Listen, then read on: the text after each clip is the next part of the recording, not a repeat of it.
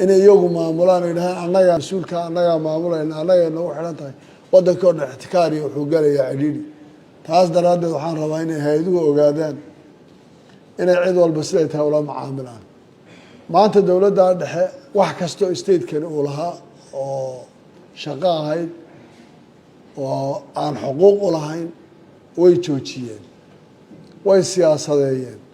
sida iyagu rabaan bay u dhigeen taa macnaheedu waxa weeye annaguna inta dawlad Soomaaliyeed oo hawsha aan isugu nimaadna la helayo ma doonayo hay'aduhuna inay noo soo maraan wax nagala dhaxeeyana ma jiro umana aqoonsani maanta dawlad Soomaaliyeed wadana Soomaaliyeed ka shaqeynaysa inay xamar ka shaqeynayso shirkad aan maanta garanaynin waxa ay dawladnimada ay ku dhisan yihiin waxay tahay Soomaaliyana doonaya inay burbur iyo inkaar iyo halaag iyo hoog u horseedaan yaa maanta ka shaqeynaysa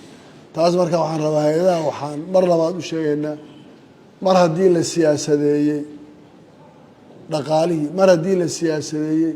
horumarkii mar haddii la siyaasadeeyay wixii shacabka taabanayay waxa annaga ay mas'uuliyaddu naga saaran tahay waa shacabka waxaan u danaynaynaa waa shacabka cidda xaqa u leh waxaan laga hadlay ee la caawinayaa maanta hay'adaha horteeda fadhiyo dhan kulligood waxay caawinayaan oo garab taagan yihiin waa shacab Soomaaliyeed shakhsiga Axmed iyo mas'uuliyaddu ayana ma aha qola xamar joogtana ma aha taa macnaheedu markay sidaas tahay haddayna wixii dadkii gaarayna waa caqabad kaliya waxay leedahay mushkiladka marka taasina saasaan rabaa inaan si cad u sheego